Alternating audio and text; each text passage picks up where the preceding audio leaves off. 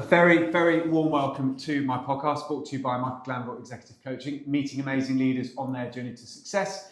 And I have the absolute privilege of meeting this guy, Jonny Williams from Red Hat, but also author. His book's been out for probably a year or so, a couple of years. So we're going to talk about that. He's run his own clothing business. I mean, what an amazing guy. So we talked to him about his journey. So Jonny, welcome to the show. Thank you. First question, why are we here at Tobacco Wharf in London, and what is the Red Hat Summit? Yeah, so we are here for Red Hat Summit Connect, which is our London flagship event in the UK. For those who don't know Red Hat, we're an interesting company because every single thing that we sell, everything that we make is all open source. Okay. So you can look at all of the code, all of the things that we're building exist up in this community space. And then what Red Hat does is we take all of that code, we make it more resilient, we harden it, we make sure it's supported, and then we provide it to our enterprise customers. And we are a platform company. So all of the tech that's being discussed here today in some way, shape or form is a platform. Okay. So whether it be AI, automation, applications, or even operating systems, we're providing enterprise open source solutions for global businesses. So effectively, whether it be a bank, government, which is the domain that I work in, or looking at retail businesses, for example, we're providing those consistent underlying foundations that power the world, all through open source. What an amazing sales pitch. Oh, I mean, done it before. Yeah, okay. Okay, so you mentioned they're the government, so that's really interesting. So, yep. And is it, apologies, is it software as a service? So they are buying software as a service from you, or they're buying packages of So it can be a combination. Again, one of the ways that makes us really unique and quite interesting is we don't sell licenses, we sell subscriptions. So you subscribe to the support and the version of the software that we sell. Some of this can be consumed as software as a service approach. Some of it is just buying the subscription and then you can deploy it yourself. Okay. But there's versions of these platforms that actually are owned by the hyperscalers as well. So there's a version of some of our platforms owned by Microsoft Azure. There's a version of one of our platforms owned by AWS, and those are called Arrow and Rosa. And they provide a very complete managed service that is run with AWS and Azure alongside ourselves. So really the landscape of Red Hat is quite a unique one. It's quite complex, where we've got lots of our partners who do really valuable work. But the software can actually be consumed in quite a variety of different ways as well. Which opens you up to loads of different markets. Completely. Which is great. So what did you call them? Hyperscaler. A hyperscaler. So Amazon Web Services is a hyperscaler. Hyperscaler, That is new news. Okay, so new news on the podcast. Okay, so you're the head of digital. Is that right? So I'm Chief Digital Advisor for UK Public Sector. Fantastic. Okay, so that means a little bit of government interaction, a little bit of, I won't say politics, but obviously you're working with various important, relatively high-profile clients. Yeah. How do you find that? I mean, also, how did you get into it? You know, what was your motivation? So the path that I've ended up taking to be in the role I'm in today, and I've been very fortunate to have a lot of trust placed in me by colleagues at Red Hat, by leadership at Red Hat in the UK, to go out there and have these large-scale government conversations. And I'm always massively grateful, as is often the case, that leaders have given me these opportunities to have their faith invested and actually go out and really be quite visible and bold with some of the stories that we're trying to tell and some of the messages that we're trying to share. The route towards working in this space for me really starts with working in the higher education sector, finding that love and passion for the public sector in a broader sense, and then joining Department for Work and Pensions. And having worked with a bunch of cloud services previously when I was working in higher ed, that journey then towards working in platform teams as part of DWP was a real game changer for my career, because I'd worked in management roles, supporting teams, enabling delivery within higher ed, but actually working in a large government context was something that really shifted my experience and took me into a much more technical domain. So building that technical knowledge, working with teams of people who are so smart, like really deep in the tech in a way that is just so admirable and impressive, but also then trying to understand business value and be able to communicate, why are we doing this? What's going to be the impact? Why does it matter? All of those lessons learned and the stories that I built up by working in government led me to a point where I was lucky enough to join Red Hat. And so I spent 2 years in Red Hat's consulting organisation. And those 2 years I was working closely with the Scottish government, but that gradually expanded out into working with lots of banks, trading and shipping companies, pretty much any industry, you name it, I had the opportunity to work with them. And ultimately, that experience then meant working more and more with senior leaders. So working at the C-level, working with very senior people in these different organizations to find a way to communicate that actually conveyed business value from these underlying platforms. A lot of the time, this stuff kind of just gets trapped in the basement and people don't see it. There's a lot of platform teams out there who don't get much love, they don't get much glory.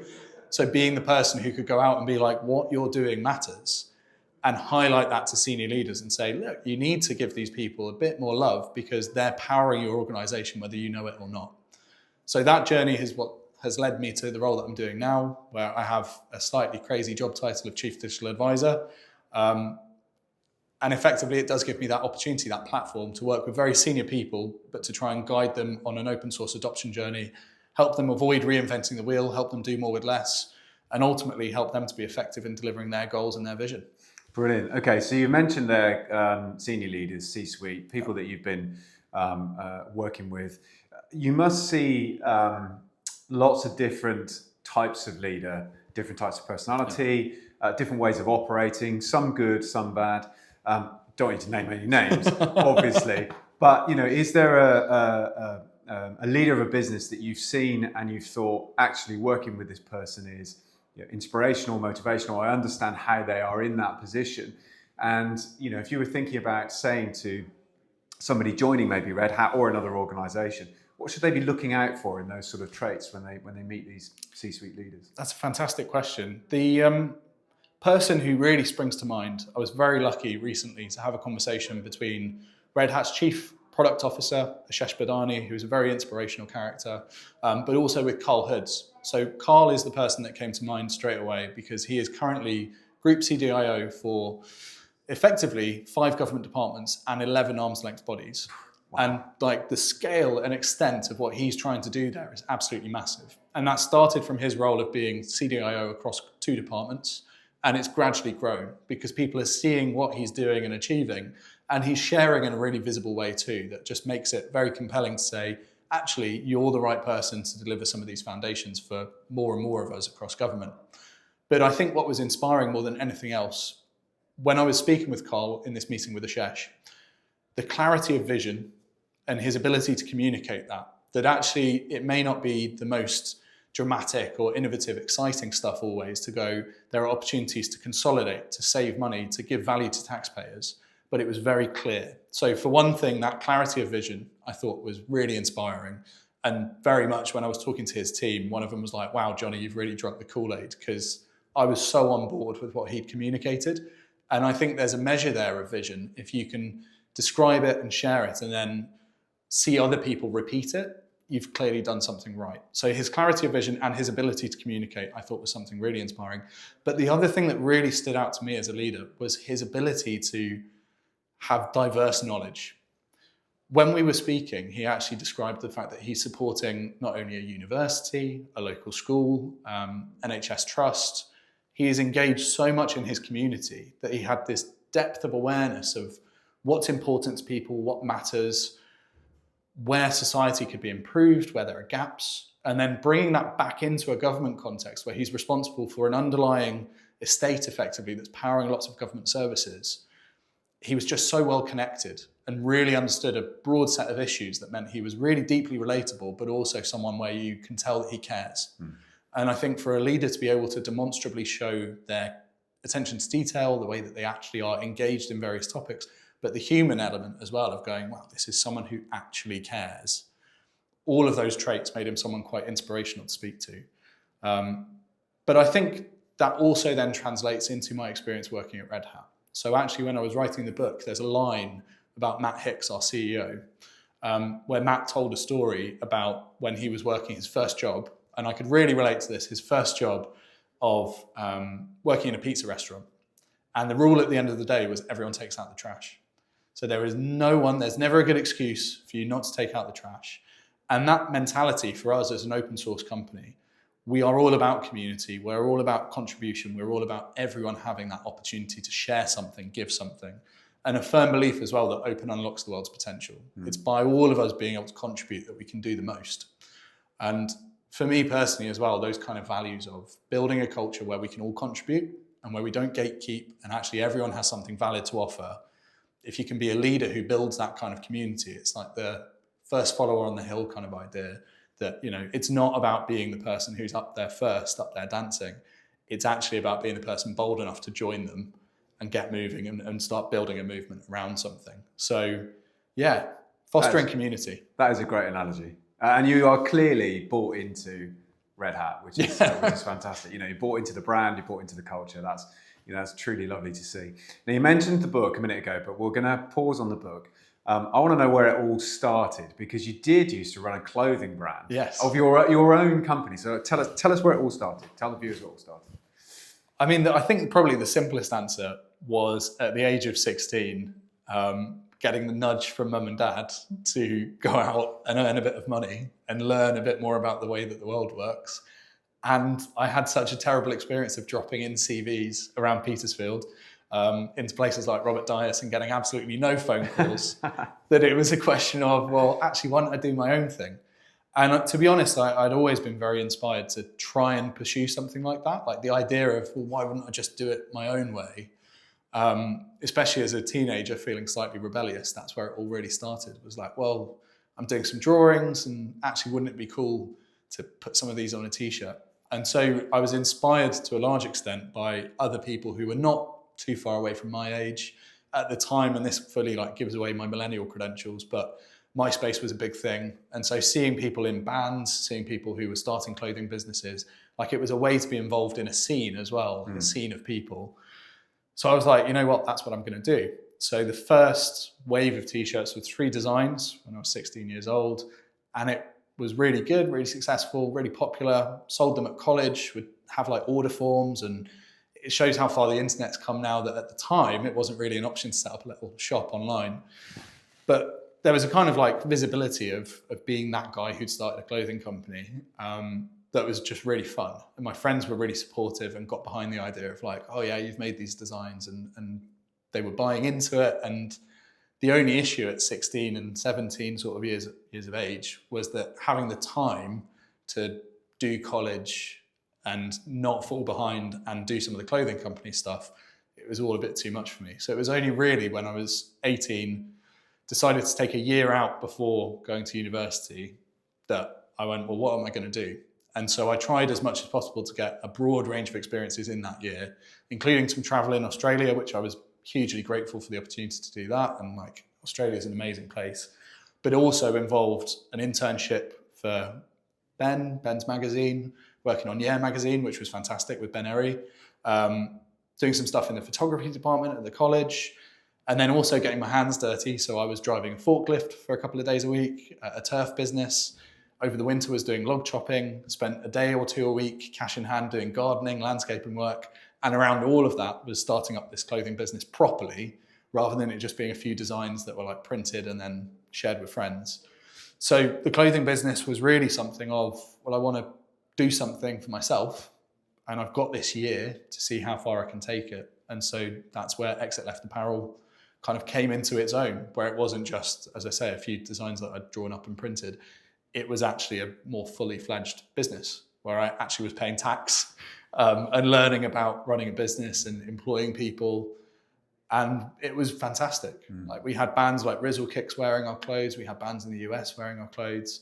And it's very, to be fair, the language that I use always comes back to like our clothes. Because even then, although it was mostly just me, it felt like something a bit bigger. Yeah. And it felt like something that was owned by the people around me as well, because they all contributed to help push it forward and share content online and get people talking about the brand, doing photo shoots, all of this kind of stuff. And why Exit Left Apparel? Where did that come from? The short answer to that really was that I was trying to find a list of names that would be like short and snappy and engaging. And one of the things I thought as well was like the idea that you could have it tattooed on your knuckles. Okay. There was another brand that was really popular called Drop Dead. And I thought it was just really cool, the idea that you could have that like tattooed on your knuckles almost. But by just writing this list of names, Exit Left was actually the first one that came to me. And inevitably then I thought, well, that's not, it can't be the first name that you think of. So I wrote about 20 more and just kept coming back and going. And it is a great name. It was a great name. Thank you very much. Yeah. Okay, so you travelled, you built this built this business, built this brand. You were also obviously developing your personal brand in that time. Trying to work out what is it I want to do, who do I want to be, where do I want to position myself for my next kind of step in my career. But it must have been fascinating, that kind of early, I won't say early age, but at the beginning, just learning about cash flow and stock management and margin. And I mean, there will be, hopefully younger people watching this too. What would your message to them be about all of the things you've got to think about? Did anyone help you along the way? What would be your message be? I think younger people now, I mean, in fairness, anyone looking to start a business now, the resources that are available today are so much more broad and rich. So I think the content that's up on YouTube or Instagram, there are so many ways. I should say TikTok as well, if I really want to be young and trendy. But there are so many places now to gather that information, which I don't think were there back when I was like 16. YouTube was still just getting started, for example. Yeah. And even at 18, I had to figure out most of it for myself. The first website that I built from scratch was dreadful, but it was the best learning experience. And so there's probably still good advice there that although you can find much more guidance online, there is nothing like building something for yourself from scratch just to learn it. And I remember one conversation that always comes to mind was going for a kind of business breakfast meeting and someone saying, "Oh, how's the business doing? Are you in the red or the black?" I had no idea what that meant. And I was like, "I think I'm in the red." And they went, "Have you made a profit or a loss?" I was like, "Oh no, we're in profit." And they went, "Right, okay." But even some of the language, I think it can be scary. Language is often a kind of gateway, especially working the role that I'm doing now, for example, with tech.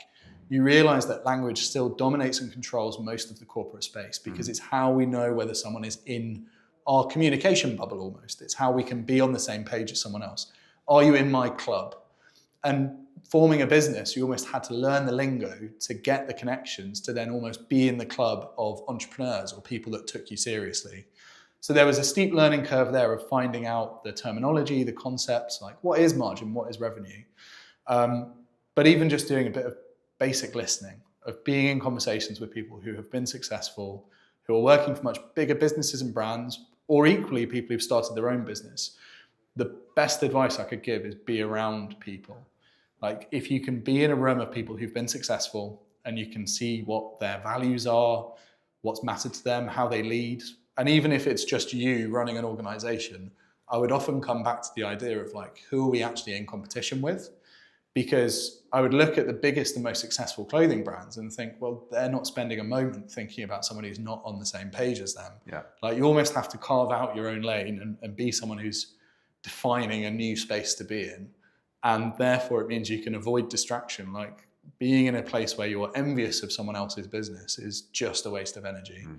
And I would definitely fall into those pitfalls and traps sometimes of I'm not doing this right, and I'd have imposter syndrome. And in fairness, one of the biggest things that I would do entirely differently now would be to be more generous. Because I was so fearful, I probably still am in many ways, but I was so fearful of not turning a profit if I gave away too much clothing, if I gave away too much of my stock, as opposed to seeing that as some sort of force magnifier, force amplifier. A marketing opportunity in the roughest sense, I suppose. Yeah.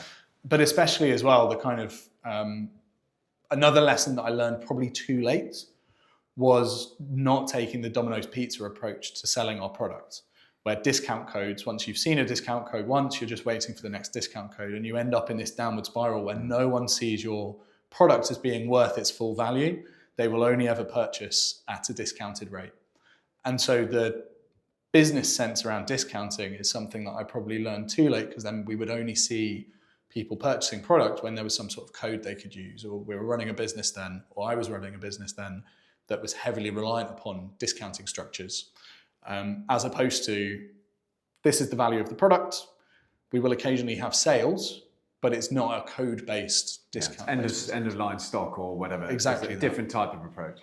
Yeah. Interesting. Yeah, there was also probably a key element in terms of that, the idea and the aspect of end-of-line stock.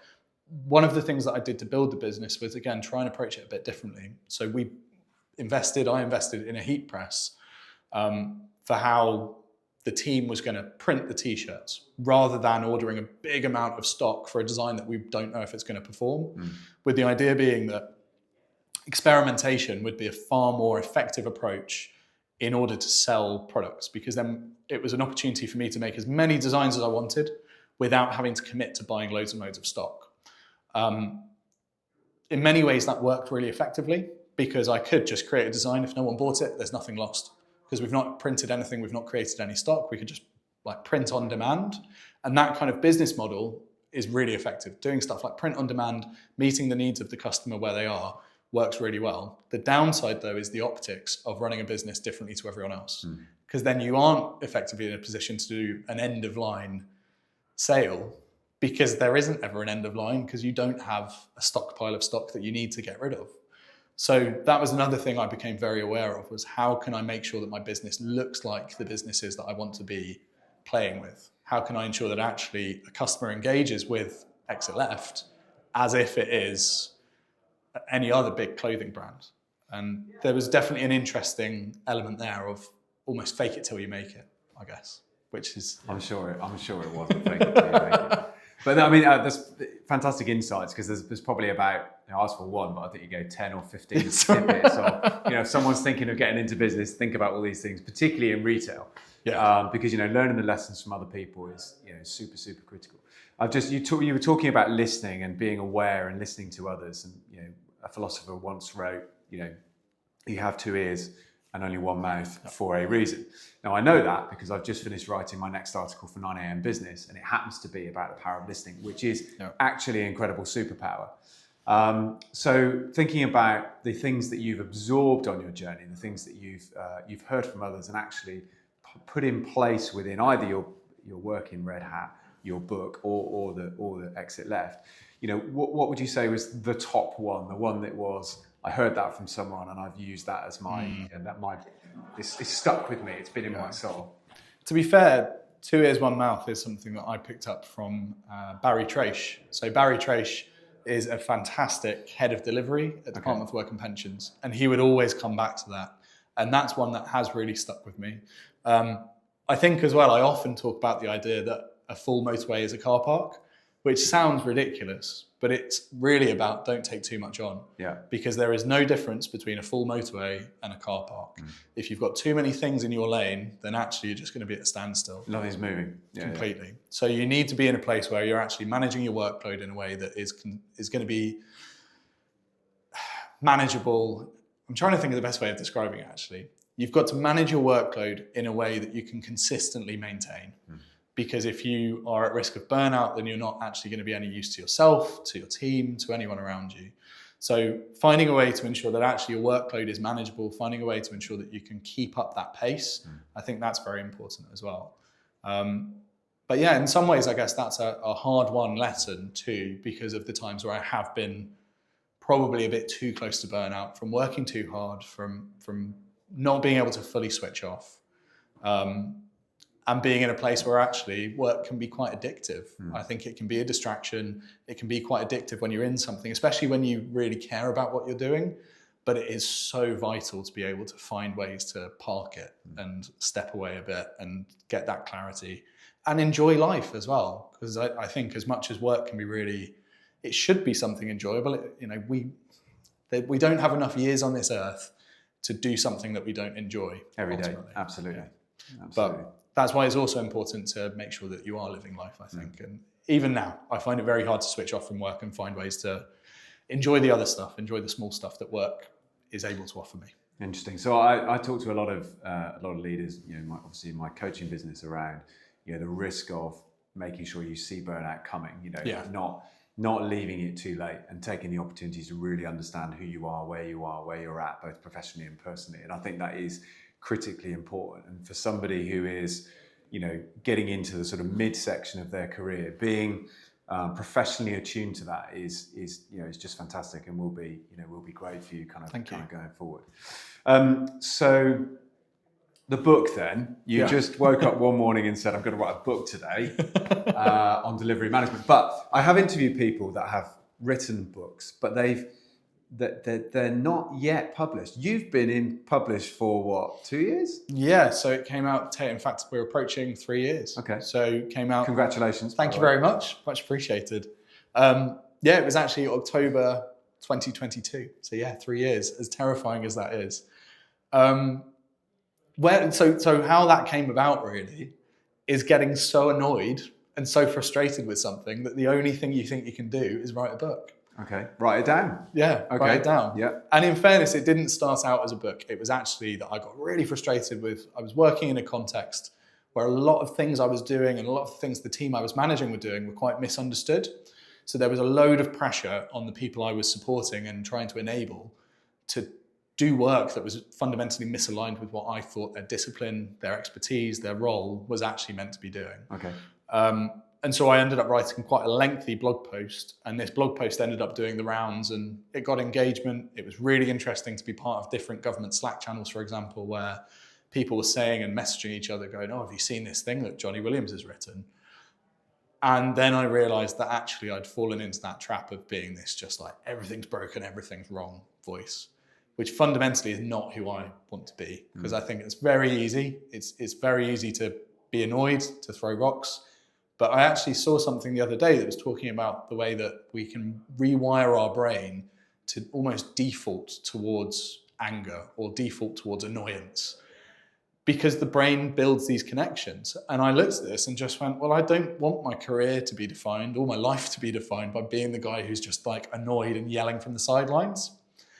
And I was really lucky to be mentoring someone at that time who was working in a job centre, and they were looking to move towards a career in digital. And I love the fact that I can tell this story now and acknowledge Nick, who I was mentoring, who is a very successful digital project manager now, working in government. Good for him. And the fact that he's made that journey, and I'm so proud of him for that. But I thought at the time, actually, here's something really positive when I'm sharing with Nick what I'm doing, how I work, what I'm working on. Why not bottle that up instead? Because the best response to being annoyed about all of the things that I think are broken and not working is to try and have something instead that you could put on your boss's desk and go, no, this is the way we should do stuff.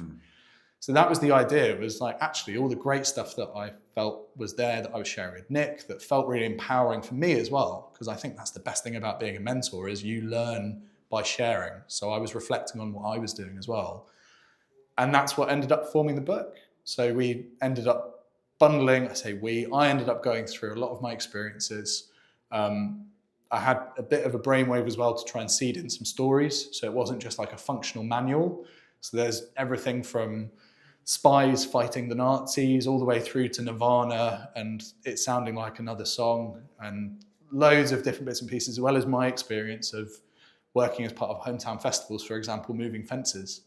So there's all sorts of things that I just tried to use to bring the book to life, as well as some illustrations. But ultimately it was in response to being really frustrated with the status quo. That's a brilliant story. So you've sold how many copies? We're nearing 2,000 now. Amazing. So it's available on Amazon now. Yes. You can search it. It's called Delivery Management. So if anybody listening to this and wants to go and buy the book, then pop onto Amazon and do that. That's fantastic. So, right, so let's wind the clock forward to today. Yep. And it would be completely remiss of me on podcasts at the moment not to mention AI, because they are words that are everywhere at the moment. And you may have seen, I was talking at a conference on this earlier in the week, but not from a tech perspective. Yep. So my questions for you are purely technological. Okay, cool. So Red Hat and AI, where's it going to go for you guys? That is a fantastic question as well. So we are in this amazing position today at Red Hat where we are seeing and we're living all of this innovation in the community, in the upstream. And there are these incredible projects. One of these projects is called VLLM, and VLLM is effectively the runtime for AI. It is going to be this foundational product that everyone uses. It will be so baked into the future of most of the technological capabilities that we're using, in my opinion, that people won't know it's there, but it will be a foundation that everything runs on. And Red Hat has had this amazing opportunity to contribute to that project, to invest in that project and start integrating it into our inference server project, or product rather. So it's part of our inference server product, it's part of OpenShift AI, it's also part of RHEL AI. It's there right at the beating heart of Red Hat AI. And that is just one example of a capability where it's really important to take those technological projects and actually go, why does that matter? And that project specifically is really impressive because it accelerates hardware, it accelerates the models, making everything faster, cheaper, more efficient, better for the environment, and. All of these brilliant reasons why people should care, why businesses should care about the foundations they're building on. So we're in that space of trying to make things easier and more accessible and more efficient, but also Red Hat for a long time has been in a position to think about small language models. Now, very recently, there was a piece of research that came out from NVIDIA where they were talking about small language models being the future. Mm-hmm. And this makes total sense because if you're trying to do something agentic, let's say, where you have a domain-specific tool or a capability that is going to be performing a task, and that's when we're talking about agentic AI, it is a bit more like task-oriented. You don't want something that has got the full context of the entire internet and all of knowledge of man, a massive encyclopedia. If you want something that's helping you with finance or HR, what you want is a piece of AI that effectively knows about finance or HR. You don't need it to know Roman poetry. You don't need it to know how to manufacture a certain type of drug. You need it to know about finance or HR in those use cases. And it's the same whether it's to do with coding, whether it's to do with engineering, any of these applications, or healthcare, for example. So small language models are a real fascinating innovation, and I think it's going to be a massive shift towards that agentic capability. But again, the way that Red Hat is engineering our AI capabilities, what we're trying to do is make it easier for businesses to fine-tune models or quantize models or apply RAG, retrieval augmented generation, on top of these models and leverage synthetic data. Loads of buzzwords. I'm very mindful. It's a lot of jargon. But it's all these capabilities that move us towards a more efficient and effective future rather than having to use big black box proprietary AI, where equally we're asking businesses today to rely upon something where you don't know what it's been trained upon and just having faith, crossing our fingers and hoping for the best, rather than taking real ownership of that AI capability. And I'm a firm believer that you can't rent the future. You have to take ownership. You have to be in a place where you really know that there's something you can stand behind. So more than anything, I think open source AI and where Red Hat is building and investing gives people this fantastic opportunity to ultimately take that control, have autonomy, and know that they have intelligent dependence, where it's okay to be dependent upon something built by a vendor, but where you don't want to be locked in. You can always change your mind. So Red Hat really, as we always have been, are the company that helps you keep your options open. Yeah, okay, that's really interesting because I was reading an article in preparation for Monday, and within the article it said that 95% of businesses that have invested in an LLM, so an integral system, large language model system, have seen zero return on investment so far. Now, I'm not necessarily completely surprised by that because if you're trying to, change the efficiency of the marketing team, for example, it takes time to move that to a more efficient position. But your take is, which I think is hugely interesting, your take is actually focus departmental, think about the various different closed systems that you can use to improve those departments and invest in those. And that's fascinating. That's really, really good. So, brilliant answer to my AI question. Okay, it would be remiss of me in my podcast not to ask these final three questions. So the first question is, or it's probably question 1 and 2, the highs and lows of your career journey so far. So let's go with the highs first. I think in many ways, one of the highs is almost a bit yet to happen. So next Friday, I've been invited to lunch at the House of Lords as part of the celebration for the AI 100 2025 list. Congratulations. Thank you very much. And for me, that's just the kind of recognition that I wouldn't have even really dreamed of, probably even a few years ago. So being in a position where I'm going to be with MPs, Lords, other AI experts and influencers from across the UK, being in a room full of other inspiring people like that is just something I feel so grateful for and something which I'm really excited about. But ultimately, it's those kind of things that I would say are a high at the moment of just, it's kind of crazy to me. I can't really believe that it's happened over the last year, but being featured in Forbes magazine, for example, talking about AI, talking about sovereignty, talking about digital capabilities, it's just incredibly exciting. So I feel really happy to be kind of living the highs at the moment, and that's a nice feeling. Yeah, that's great. And obviously it's great for your LinkedIn. So that's really well. Plenty of content. Plenty of content. So, okay, let's go with the lows, or a low that sticks in your mind. Yeah, I think probably a low for me was working in an organisation where I joined under the kind of auspices of big promise. Like, there's big change underway. You're going to be instrumental to this change. You're going to be here as a leader. You've got a seat at the table. You know, you're going to be able to influence the way things are done. And in the end, I was only with that organisation for probably 6 months, 7 months, because when I landed, it actually turned out that the person who I thought I was replacing, they hadn't actually left. They just weren't given the permanent job. So I was there side by side with the person who I'd just replaced. The two transformations, one had just started, but was kind of dying a slow death with a whole bunch of people who were disenfranchised. A new transformation was starting that hadn't actually demonstrated any value, was just working on the basis of people's assumptions. So that was a tricky context. And also leadership who had a culture of fear and were really driven by incentives that felt quite misaligned with the way that I like to work, where it's a bit more people focused, a bit more human. And joining that organization, albeit with very well-intentioned people, and in fact, some people I still am in contact with now who I think very, very highly of, but it was just a massive shock to the system. And I think the reason I would call that out as a low was because I almost lacked the readiness and preparedness to be able to adapt to that situation.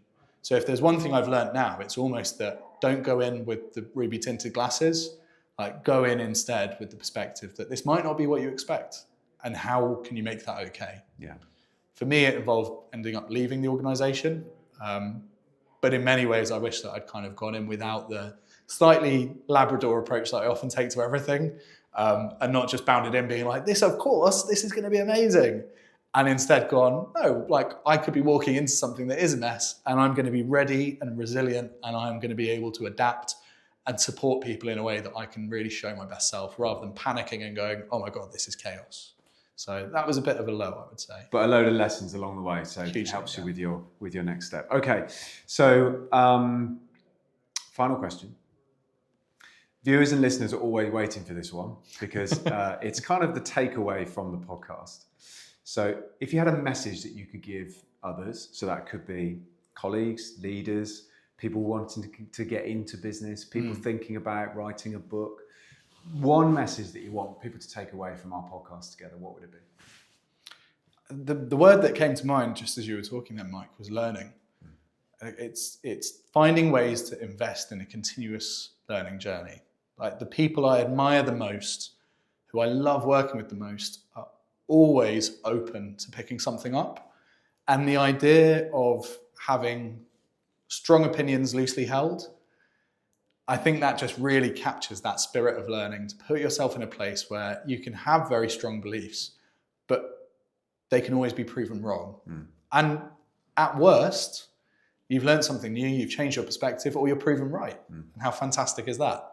So finding ways to be that like lifelong learner that people talk about, I think that's the only way, especially in a world that is changing very quickly with immense challenges and lots of uncertainty, both for good and for bad.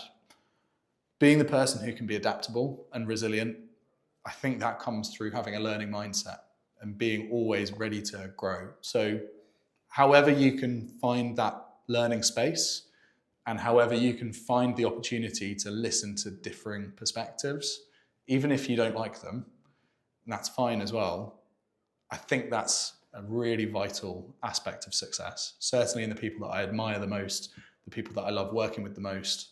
And certainly the thing that I think is serving me quite well today is that I'm lucky enough to be surrounded by very, very smart people. And then I get to take their genius ideas, dumb them down, put them in books, and learn. Yeah. So that's what I would say today. Fascinating. Okay, so if people would like to contact you, how would they do that? Do that through LinkedIn or through Red Hat? Yeah, LinkedIn is the best way to contact me. Just track me down, Jonny Williams, Chief Digital Advisor for UK Public Sector at Red Hat. And yeah, do connect. The connect button, I've got it set up at the moment where it says follow, but please do connect. Don't just follow. Everyone can find a way. Yeah. Yeah. Fantastic. Okay. Well, that's been absolutely brilliant. Thank you so much for doing the podcast. Thank you. If you've enjoyed today's podcast, then search us up, Meeting Amazing Leaders on Their Journey to Success, or Michael Glanville, and you'll be able to find a selection of amazing podcasts on there. Click our subscribe button, and obviously look out for some more fantastic podcasts coming down the line. But from me and from Jonny, from here in central London at the Red Hat Summit. Thank you very much, and we'll see you in the next podcast.